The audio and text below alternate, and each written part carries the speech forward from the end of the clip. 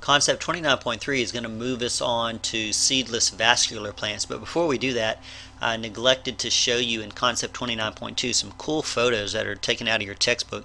We were talking about the bryophytes, and those would be the non-vascular plants. So let me show you these quick photos here.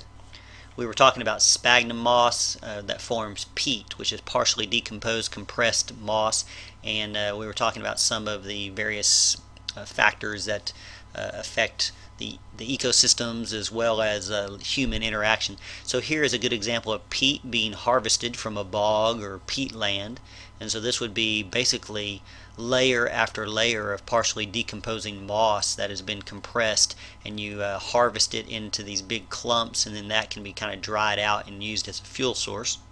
And then one other thing I didn't mention is because this peat bogs, these are like highly acidic wetland areas, and sometimes we find archaeological objects or including even people and mummies within these peat bogs. So this mummy that you see here is so well preserved. This would be dating from 405 to 100 BC, and you can see how well preserved this body is, the clothing and the skin, and that's because in these peat bogs it's a very acidic, low oxygen environment, and so that acts to preserve whatever landed in that bog or gets covered in that bog. There's not a lot of bacterial activity going on.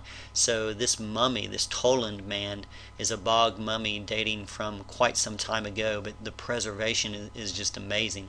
So there's even archaeological significance sometimes to these bryophytes that we've been talking about, these non-vascular plants. Alright, let's go on to Concept 29.3. We're going to move into the vascular plants. We're going to start with the seedless vascular plants. We're actually going to wait on the seeded ones until next chapter. But this is going to be ferns and other seedless vascular plants, and they were the first plants to grow tall. We talked about how the non-vascular plants can't get too large because they don't have a way to transport nutrients or water. Well, now we're going to go to the vascular plants, but the seedless ones. So bryophytes and bryophyte-like plants were the prevalent vegetation during the first 100 million years of plant evolution, but vascular plants began to diversify during what we call the Devonian and the Carboniferous periods. The Carboniferous period definitely is probably the main period. Vascular tissue allows plants to grow taller. You have cells that come together and form basically plumbing that allow the more efficient transport of nutrients and water greater distances, which allows the plant to grow larger and taller. Seedless vascular plants have flagellated sperm similar to the non-vascular bryophytes, and are usually restricted to moist environments. So again, we don't find a lot of these seedless vascular plants in hot, dry areas simply because they need moisture to reproduce. They have these sperm that have to be able to basically swim to where the eggs are, so they're usually in fairly damp, moist environments. So we already talked about the non-vascular plants, the bryophytes, and now we're on to the vascular plants. But first we're going to talk here about the seedless vascular plants, the ones that use the flagellated sperm and join up with the egg in that manner. We have fossils and evidence of basically the forerunners, the beginnings of these vascular plants dating back to about 425 million years. These early tiny plants had independent branching sporophytes, so they became the first plants that sort of had what you think of as limbs or twigs. Living vascular plants are characterized by life cycles with dominant sporophytes. So this is opposite from the ones that we just looked at. The dominant part of the life here is going to be the sporophyte. Vascular tissues containing xylem and phloem, words you've probably heard before, and well-developed roots and leaves.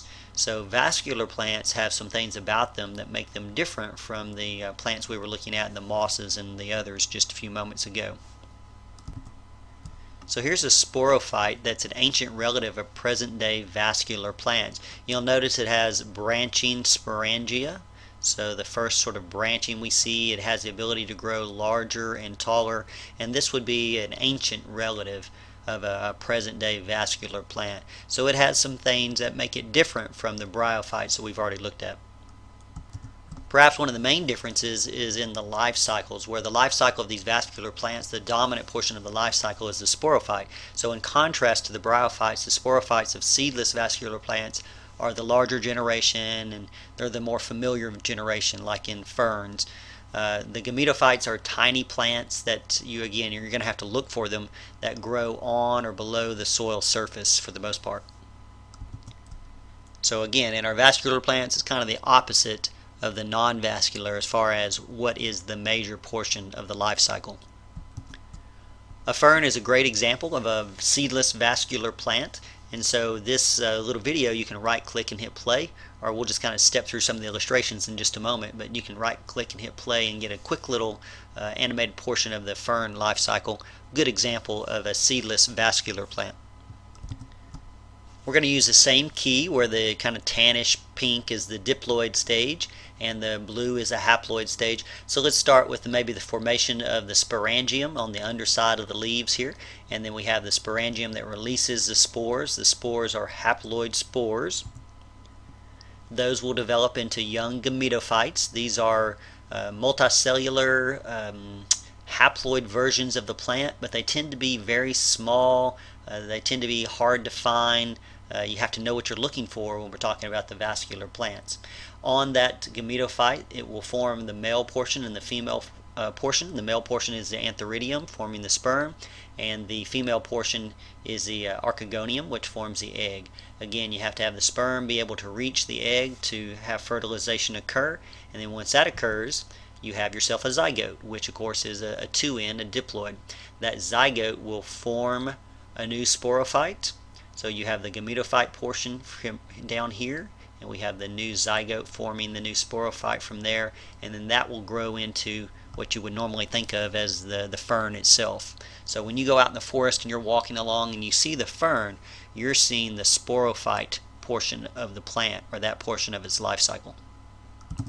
Of course, as we already mentioned, the major difference between the vascular and the non-vascular plants is the xylem and phloem. Vascular plants have two types of vascular tissue, xylem and phloem. Xylem conducts most of the water and minerals, so going up from the roots toward the leaves, toward the top of the plant, we have xylem that conducts most of the water and minerals upwards into the plant. Also includes dead cells called tracheids, and these water conducting cells form these tubes. You can even see this when you cut open a piece of wood. You say chop open a piece of wood, you can see basically tubing running through the plant. Water conducting cells are strengthened by something called lignin and provide structural support and allow the plant to grow upright against gravity. The other type of vascular tissue is called phloem. That consists of living cells and helps distribute sugars, amino acids, and other organic products. So xylem conducts most of the water upward through the plant, and it's made up of some living cells and also dead cells called tracheids.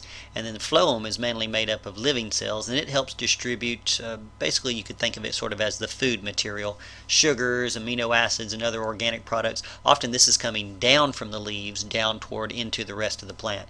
Vascular tissue such as the xylem and phloem, that's what allows the plants to begin to increase in their height and in their size, and obviously that provides an evolutionary advantage. If you can grow taller than your neighbor, well, you have better access to sunlight and the like. One of the other structures that vascular plants have that non-vascular do not is roots, and roots are specialized organs that help anchor the vascular plant into the soil or whatever media it's growing into. They enable that vascular plant also to absorb water and nutrients from the soil. Roots may have evolved from subterranean stems, so the roots that we see today probably evolved from adaptations and differences in underground rhizomes or stems of previous plants. Finally, another structure that the vascular plants have is some form of leaf, some form of leaves. The evolution of leaves is something we need to take a look at, because there's really kind of two different varieties of leaves that you see in most plants.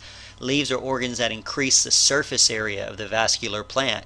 So that means it has more area that can spread out and capture more solar energy that can be used for photosynthesis. So the larger you can spread yourself out, the more sunlight can hit your body and the more of that energy you can collect for photosynthesis. Leaves are categorized by two main types. There's microphyls, which have a single vein, kind of like this one that you see here. And then there's what we call megaphils that have a highly branched, multiple veins, kind of a highly branched vascular system inside of them.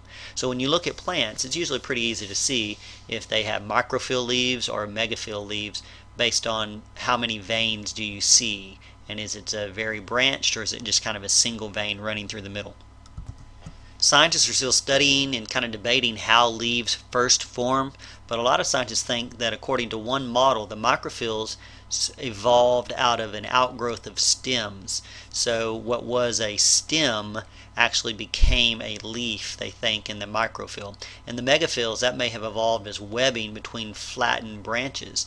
So they think that perhaps there were numerous, we're not talking large branches. When I say branches, I mean very tiny little forks and branches of the plant.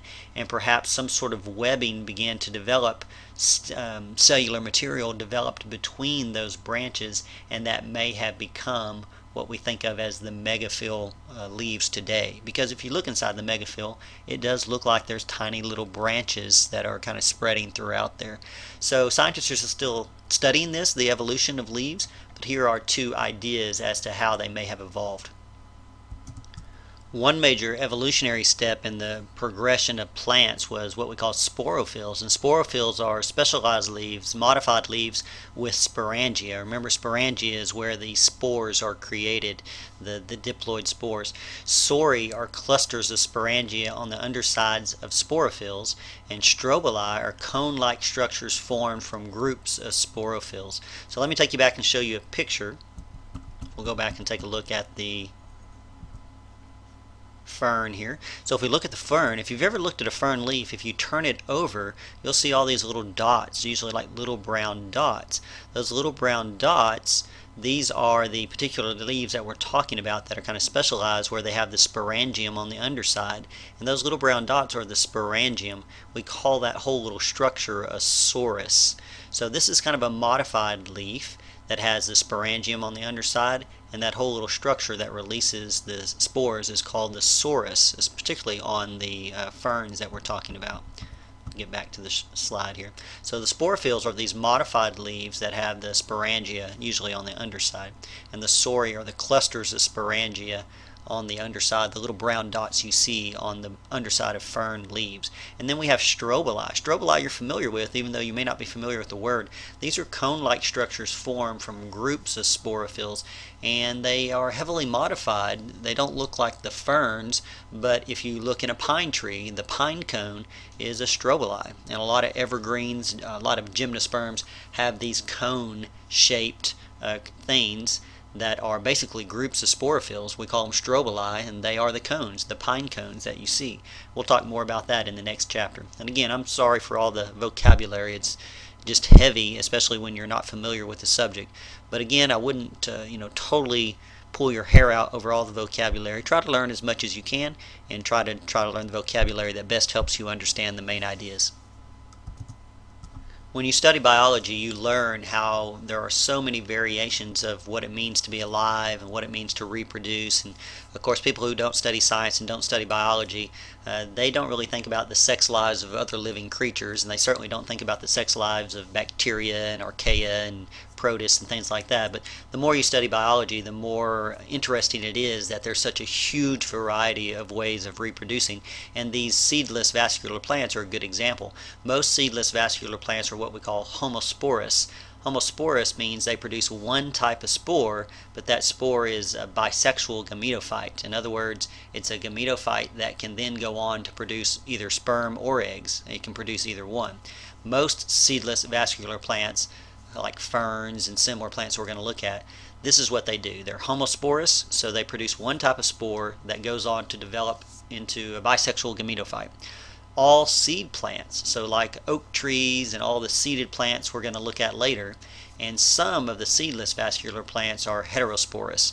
Heterospore species produce megaspores, which give rise to the female gametophytes, and microspores, which give rise to the male gametophytes. So like in a pine tree, the pine cone, the large pine cone, is actually the megaspore. It's the female portion, and there's something separate that we're going to look at, a smaller portion that a lot of people overlook on the pine tree that produces the pollen, the microspore. That's the male portion. So on seeded plants, they are heterosporous, and on a few of the seedless vascular plants. But on a lot of the seedless vascular plants, they are homosporous, and they produce a bisexual gametophyte that can produce both eggs and sperm. So again, the more you look into living creatures, the more amazing it is at all the variety of different ways to reproduce. We're going to wrap up our look at these vascular, non-seed vascular plants by kind of dividing them, classifying them. The seedless vascular plants are divided into two phyla, the Lycophyta. The Lycophyta includes the club mosses, the spike mosses, and what's called the quillworts. And the phylum Pterophyta. The Pterophyta include the ferns, the horsetails, and the whisk ferns. Ferns are probably the ones you're most common with, but if you look on, or you're most familiar with, I should say, there are the most common ones that most people know.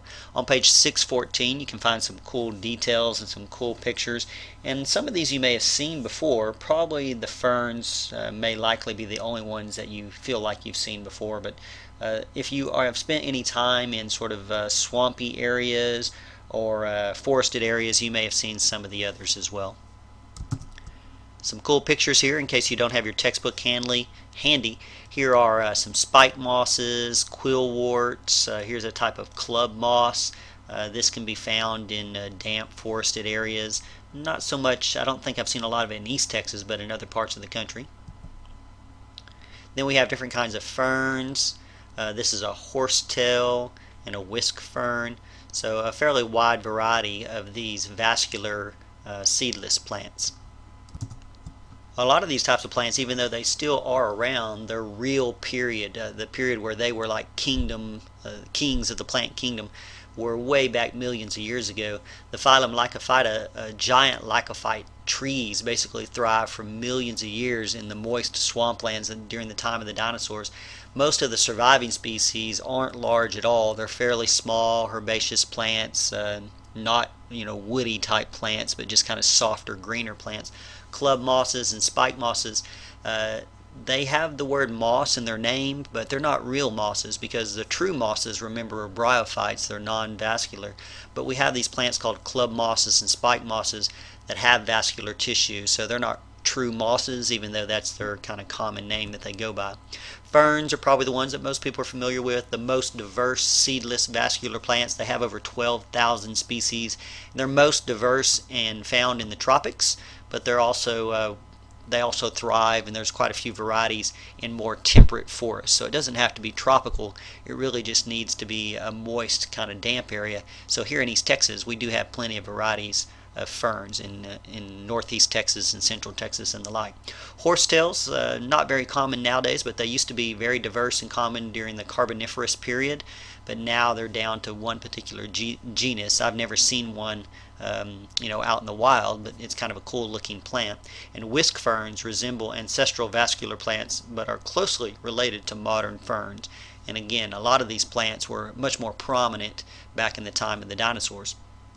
If we want to talk about the significance of these seedless vascular plants, the ancestors of these modern lycophytes, horsetails and ferns, they were enormous. They were huge as far as size-wise and height-wise during the Devonian and the Carboniferous periods, and they formed the first forest. So the very first forests were forests of these vascular seedless plants. Increased growth and photosynthesis removed carbon dioxide from the atmosphere and may have contributed to the global cooling at the end of the Carboniferous period. So some scientists think that one of the reasons that the Earth cooled at the end of the Carboniferous period was because these plants were growing so greatly and they were pulling in so much carbon dioxide that it helped cool the atmosphere around them. When these plants died and began to decay, they formed massive layer after layer after layer, which eventually got buried and compressed deep inside the earth, and the decaying plants of these carboniferous forests eventually became the large deposits of coal that we mine and burn today. The vast majority of the coal that we dig from the earth is the ancient remains of these seedless vascular plants that lived in the Devonian and the Carboniferous periods. So it's kind of cool to think that we could be heating our home with ancient plants that grew at the time of the dinosaurs. But it is also something to worry about too, because again, all that carbon dioxide that was stored and buried is now being released into the air, and we know that can be problematic.